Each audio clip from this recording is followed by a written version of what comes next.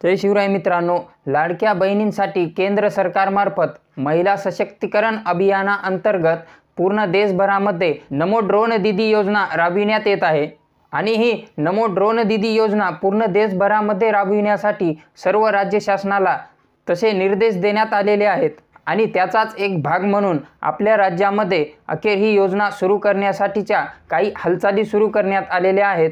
आणि ही योजना महाराष्ट्र राज्यामध्ये राबविण्यात यावी यासाठी 23 जानेवारी 2025 रोजी एक समिती गठीत करण्यात आलेली आहे। आणि या समितीच्या माध्यमातून राज्यभरामध्ये अभ्यास करून ही योजना राबविण्यात येणार आहे। यामध्ये राज्यातील 14,000 महिला स्वयंसहायता गटांमधूनच निवड करून जास्तीत जास्त 8 लाख रुपये किंवा 80% याप्रमाणे यामध्ये सबसिडी मिळणार आहे। आणि त्याचसाठीचा GR आज 23 जानेवारी 2025 रोजी राज्य शासनाने प्रकाशित केलेला आहे। मित्रांनो, या GRच्या माध्यमातून राज्यामध्ये नमो ड्रोन दीदी योजना राबवण्यासाठीची समिती गठीत करण्यात आलेली आहे।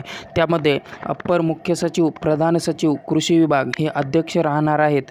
अप्पर मुख्य सचिव, प्रधान सचिव, सचिव, ग्रामविकास विभाग सदस्य, आयुक्त, कृषी आयुक्तालय पुणे, मुख्य कार्यकारी अधिकारी, महाराष्ट्र राज्य ग्रामीण जीवनोन्नती अभियान, सह किंवा उपसचिव कृषी, प्रतिनिधी कृषी व शेतकरी कल्याण, ग्रामविकास व खत विभाग, भारत सरकार, कृषी संचालक, कृषी आयुक्तालय पुणे, विभाग प्रमुख, शेती अवजारे व यांत्रिकीकरण विभाग, महात्मा फुले कृषी विद्यापीठ राहुरी, मुख्य प्रबंधक, महाराष्ट्र राज्य RCF limited, assistant general manager, NABARD, Mumbai हे वरील सर्व सदस्य राहणार आहेत। या समितीची कार्यकक्षा खालीलप्रमाणे राहील।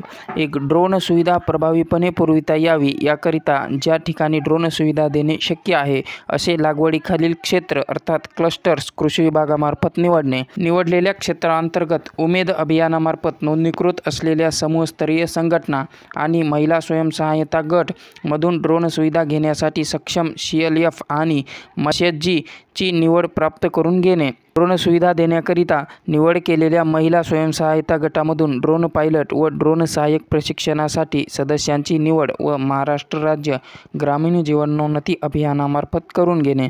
जिल्हानिहाय ड्रोन वापराचे मूल्यांकन कृषी विभागामार्फत करून घेणे। ड्रोन वापरासाठी विद्यमान अंतर, उपलब्धता आणि भविष्यातील आवश्यकता ओळखणे आणि अशा प्रकारचे सर्व कामे या समितीच्या माध्यमातून केली जाणार आहेत।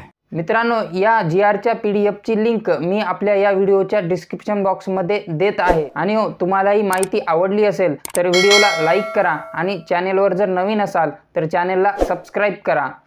धन्यवाद।